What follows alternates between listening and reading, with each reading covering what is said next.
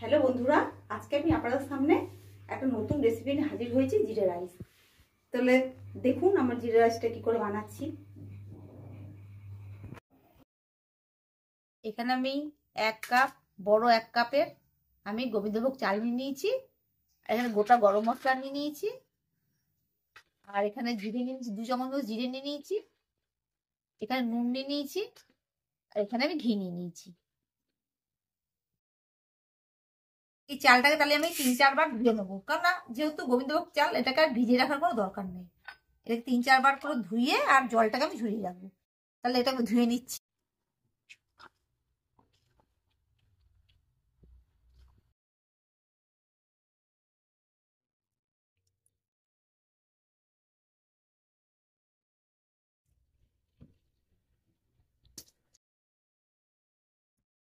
আমি 2 বার করে চালটা ধুয়ে নিলাম।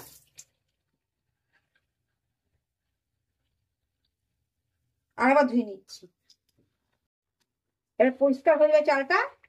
3-4 বার মতো ধুয়ে নিলাম। চালটা পরিষ্কার হয়ে যাবে। এবার আমি ঝরাতে দিচ্ছি। চালটা আমার ধোয়া হয়ে গেল, এবারে একটু করে ঝরতে দিচ্ছি। প্রথমে একটা কড়াই বসিয়ে নিয়েছি আর গ্যাসটাকে আমি জ্বালিয়ে দিচ্ছি।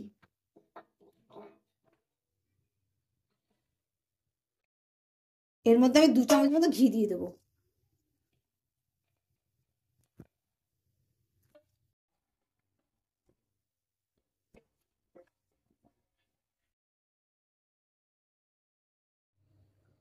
এর মধ্যে 2টো লবঙ্গ দিয়ে দিলাম, 2টো এলাচ দিয়ে দিলাম একটু ফাটিয়ে, আর একটা দারচিনি দিয়ে দিলাম। এবার এগুলো একটু ভালো করে ভেজে নিতে হবে। এর মধ্যে আমি 2 চামচ গোটা জিরে নিয়ে নিলাম। যেহেতু আমি জিরা রাইস বানাচ্ছি সেজন্য জিরাটা একটু বেশি করে দিতে হবে। বেশি পুড়ে গেলে হবে না। এই অবস্থাতেই আমাকে অল্প ভাজা হয়েছে, এই অবস্থায় আমার চালটা দিয়ে দিতে হবে। এই যে 1 কাপ চাল আমি ভালো করে ধুয়ে ঝরিয়ে রেখেছিলাম, সেই চালটা বের করে দিই। এই চালটাকে ভালো করে এই মশলাটার সঙ্গে ভালো করে অল্প ভেজে নিতে হবে।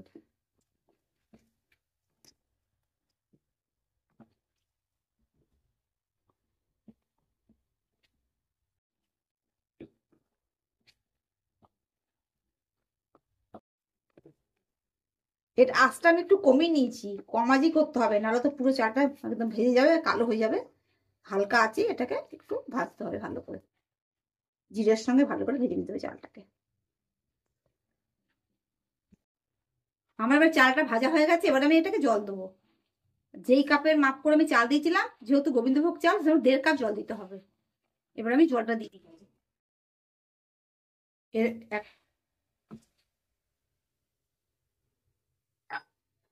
আরো 1 কাপ, পুরো 1.5 কাপ জল দিয়ে দিলাম আমি।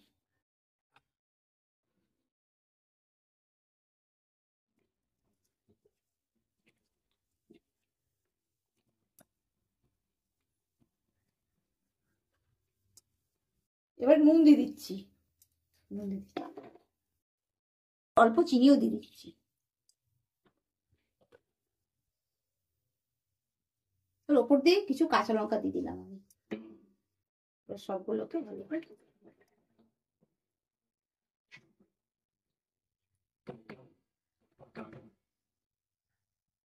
আমি একটু ঢেকে দিচ্ছি, আঁচটা একটু বাড়িয়ে দিচ্ছি।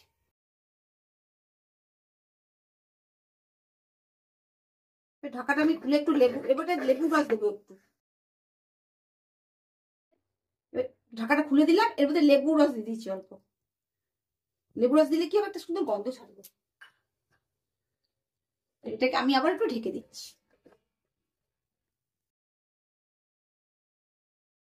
ঢাকাটাকে খুলে এবার দেখছি কতটা হলো।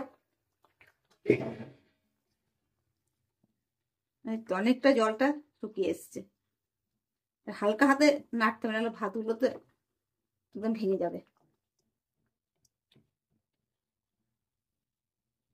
আর একটু ঢেকে দিচ্ছি।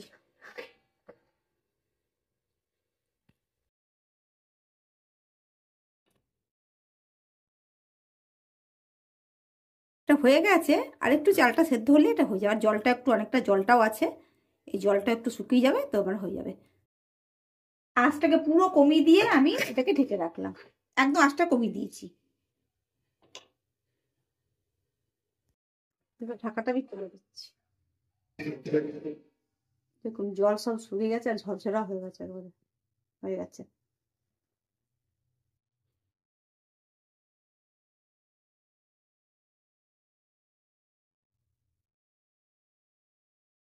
আর জিরা রাইসটা হয়ে গেছে, এটা আমি কিছুক্ষণের জন্য এমনি ঢেকে রেখে দেবো, তারপরে কিছুক্ষণ পর আমি এটাকে সার্ভ করবো।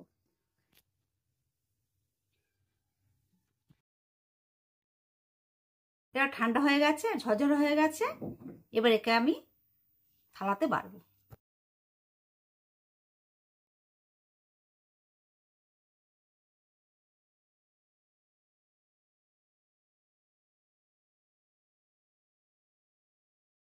দেখলেন তো বন্ধুরা কি সহজ উপায়ে আমি জিরা রাইস বানিয়ে দিলাম গোবিন্দভোগ চাল দিয়ে। আপনারাও বানাবেন। তাহলে এই ভিডিওটা যদি আপনাদের ভালো লাগে তাহলে অবশ্যই করে লাইক করবেন, শেয়ার করবেন এবং সাবস্ক্রাইব করে দেবেন। তাহলে বন্ধুরা আজকের মতো বিদায় নিচ্ছি, অন্য কোনো দিন অন্য কোনো রেসিপি নিয়ে আপনাদের হাজির হবো। নমস্কার।